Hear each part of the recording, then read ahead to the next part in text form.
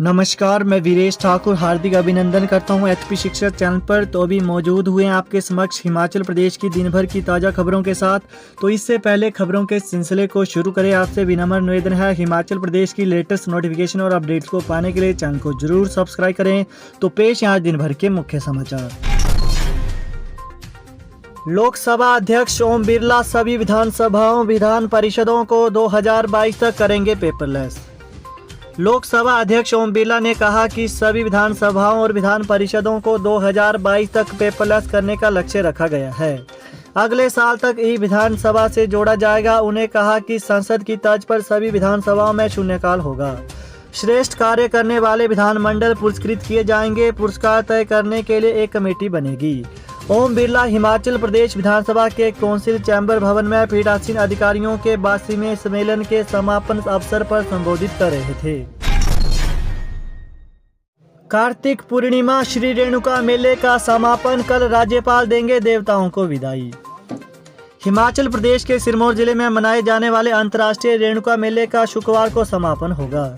राज्यपाल राजेंद्र विश्वनाथ आर्लेकर मेले का विधिवत समापन कर देव पालकियों को कंधा देकर विदा करेंगे।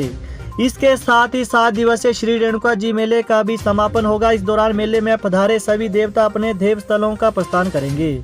इससे पूर्व कार्तिक पूर्णिमा के उपलक्ष्य पर ऐतिहासिक रेणुका झील में शाही स्नान की परंपरा भी निभाई जाएगी। IFFI हेमा मालिनी और प्रसून जोशी को Indian film personality of the year award. केंद्रीय सूचना एवं प्रसारण मंत्रालय ने international film festival of India IFFI award की घोषणा की है।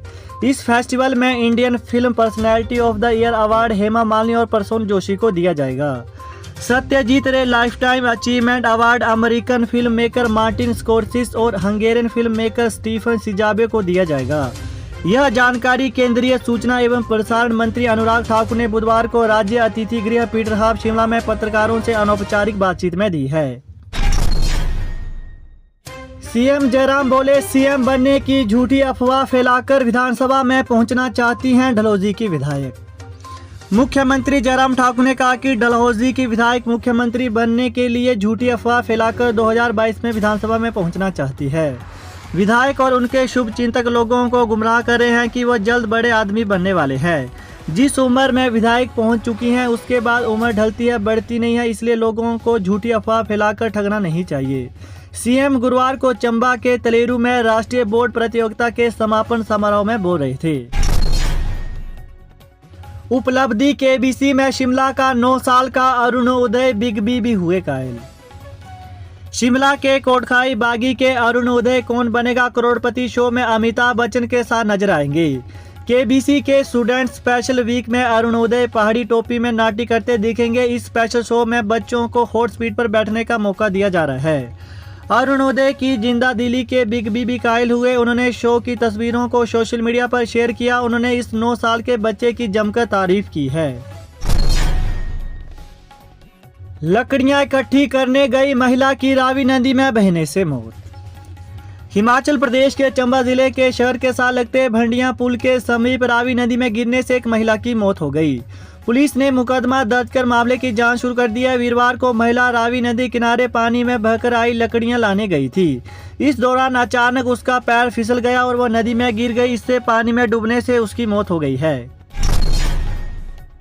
वैक्सीनेशन कैंप से लौट रहे युवा डॉक्टर की खाई में गिरी कार।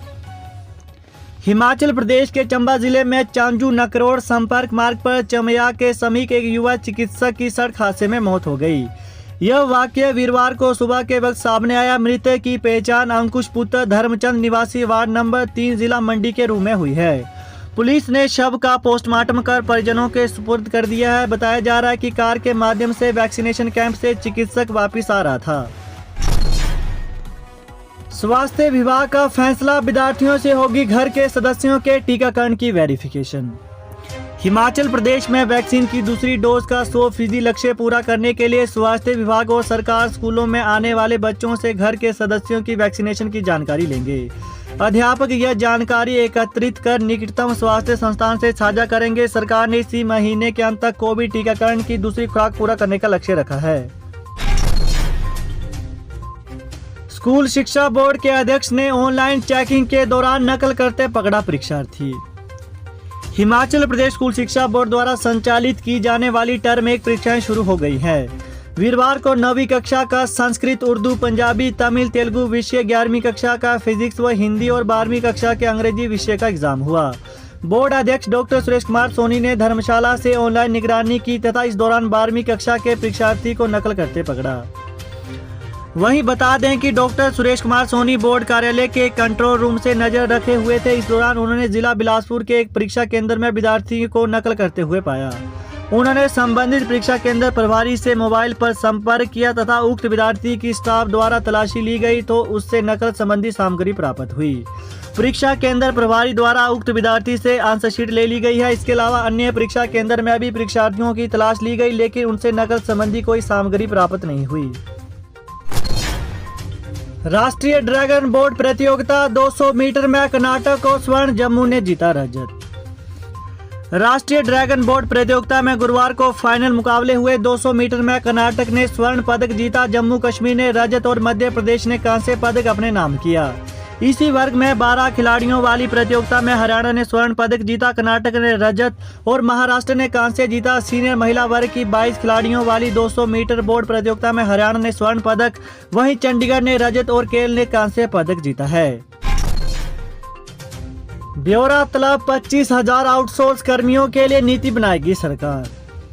हिमाचल प्रदेश के विभिन्न विभागों, बोर्ड और निगमों में आउटसोर्स आधार पर नियुक्त करीब 25,000 कर्मचारियों के लिए नीति निर्धारण का काम शुरू हो गया है।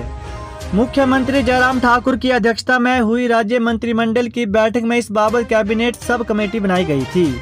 जल शक्ति मंत्री महेंद्र सिंह ठाकुर को आउटसोर्स कर्मचारियों के लिए नीति बनाने की कमेटी का अध्यक्ष नियुक्त किया गया है। जेसीसी बैठक, कर्मचारियों में जगी आस। हिमाचल प्रदेश में जिला राजपत्रित कर्मचारी महासंघ के अध्यक्ष अजय जरयाल ने कहा कि जेसीसी की बैठक के बाद सरकार की ओर से प्रदान मान्यता का रिजल्ट सामने आएगा। उन्होंने कहा कि जेसीसी की बैठक में सरकार का कर्मचारियों की मांगों के प्रति क्या रुख रहता है अब यह देखना होगा। भले ही देर से ही सही, लेकिन सरकार को कर्मचारियों की याद तो आई। उन्होंने कर्मचारी नेताओं से भी आह्वान किया कि वे निजी स्वार्थ को भूलकर कर्मचारी हित के लिए एक मंच पर आए। वो बुधवार को मुख्यालय में पत्रकारों से बातचीत कर रहे थे। वहीं अजय जरयाल ने कहा कि सरकार की ओर से महासंघ को मान्यता देने और राज्य व जिला स्तर पर जेसीसी की बैठकों के आयोजन से कर्मचारियों को लंबित मांगों व समस्याओं के निपटारे की आस जगी है। ऐसे में अब सभी कर्मचारियों की नज़र 27 नवंबर को होने वाली राज्य स्तरीय जेसीसी की बैठक पर है। उन्होंने कहा कि सरकार अविलंब कर्मचारियों की मांगों व समस्याओं का निपटारा कर सकारात्मक पहल करनी चाहिए। तो यही थी हिमाचल प्रदेश की दिन भर की ताज़ा खबरें। तो हिमाचल प्रदेश की लेटेस्ट नोटिफिकेशन और अपडेट्स को पाने के लिए चैनल को जरूर सब्सक्राइब करें। Thanks for watching. जय हिंद, जय हिमाचल।